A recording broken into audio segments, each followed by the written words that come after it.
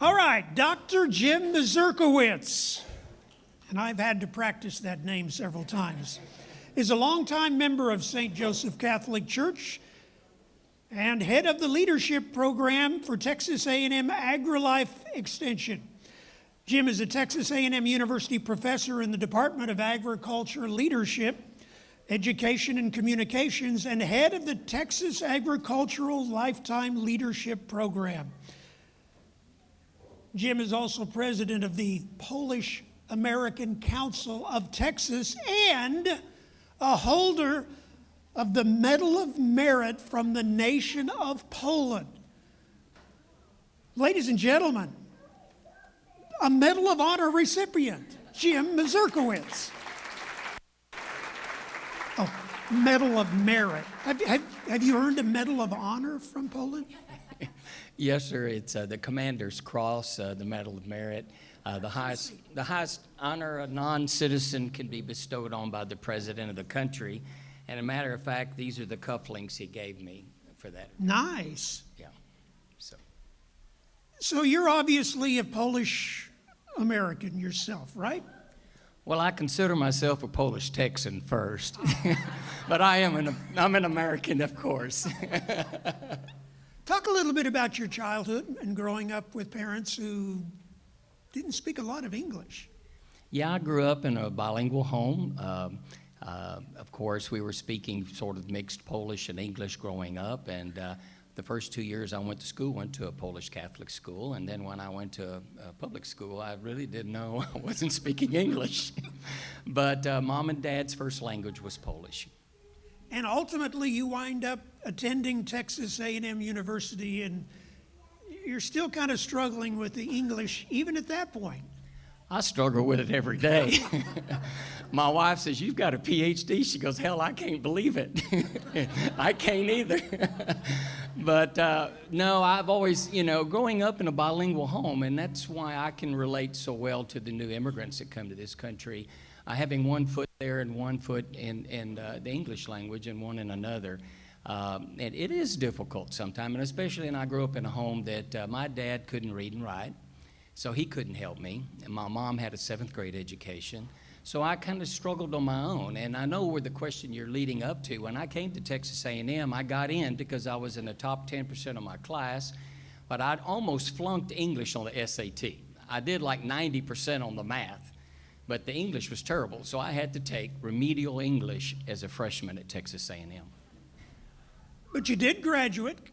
Congratulations. And then you went off to Chicago and worked for the U.S. Dairy Association there. And then your intent was to come back to school here and pursue your graduate degrees. But something kind of got in the way of that. Yeah, the goal was I started A&M when I was 17, by the way. I got out when I was 21. They shipped me to Chicago to be a USDA meat grader. You would think it's an inspector, but anyway, the goal was for me to come back and coach the Texas A&M meats judging team because I was very good at meats judging and blah, blah, blah, and they wanted me to come back. But I was so young, and I looked so young that they wanted me to mature, grow up a little bit, get some experience. But I was engaged to a pretty little blonde-headed lady that's sitting right there right now. We've been married 45 years. And bravo! She's the one that deserves the credit. I guarantee she's the glue that holds us together. But I was up there. I knew I wanted to come back to Texas. And anyway, we came back home. We got married, and I started Extension. I knew they were hiring. I could get on. And my intention was never to stay with the Extension, but I fell in love with it, and I'm still with them to this day. And in fact, it was an Extension job that brought you back to the Bryan College Station area, and that's when your own personal history with the church really began. Kathy and I were brought back here February 1st, 1986. I'd been county agent in 3 other counties, county extension agent for agriculture, and I was brought back here by the vice chancellor of the College of Agriculture. He saw what I was doing in West Texas and wanted it done here, because this is where the state office is, and they said we needed to have the best county program in the state and take it another step, especially in adult education. 4-H was outstanding already in this county, and it's still great to this day, but they wanted an adult education program, so they brought me back. And so at that time, I started my PhD. So I was working full-time and working on my PhD at the same time. So when did you make your first trip to Poland and why? I made my first trip to Poland in 2002, and it was a selfish reason. I do run the largest ag leadership enhancement program in the state. It's one of the largest in the United States as well for adults in the industry. It's an industry professional development program. And we do 6 in-state, 1-week seminars. We do an East Coast, West Coast, and 1 international trip. And so I decided that, you know, this was 2002. And I said, what we need to do is go to Russia. And I did, and I'd never been there before, to see a communist country and what it looks like and how it feels and talk to the people.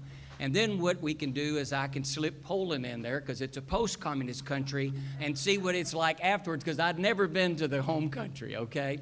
I am bilingual, by the way, and so I can get by with that part. But anyway, so we did that, and that's how I went the first time. And the friends that I made in 2002 are my friends and really close personal friends to this day. Now, and you can answer this next question in Polish if you'd like, but you've exchanged some 900 people from Poland and brought them here. No wonder you got medals galore from the Polish people. Bo to jest prawda. Ja w wymianę zrobiłem 900 ludzi i to było w Teksasie i Polskie obadwa strony współpracowali. And I'm translating for you, Poland is great. We have exchanged 900 people on both sides, and both sides have benefited economically, and I'm working on that even to this day. One other thing that you've been working on recently was a history of Polish Americans at St. Joseph Church. Thank you for doing that. You can read that story at the website, manyculturesonefaith.org. Cover the highlights of that work. Well, let me just say this. The first big immigration that came here, that many of you that are of Polish descent that are here today, that first big group got here on April 23rd, 1867 as indentured servants. There were 150 people, men, women, and children. They came in from Galveston to New Waverly, and then they had to work for 3 years. And I've got all that information if somebody wants to go into detail of that. But there were Poles here prior to that. There were 43 freedom fighters here in 1836 that helped Sam Houston win the Revolutionary War against Mexico. And if you want to take my course, I teach a 3-hour course, and you can take it non-credit at St. Thomas at the Catholic University in Houston online. It's every fall, and it's 30 hours of lecture on Polish Texas history starting in 1830 till today. And also on the website, manyculturesonefaith.org, you'll read Jim's personal story and find out the answer to the pressing question, why Jim loves Polish folk music. So we won't spoil that here. Jim, thank you so very much.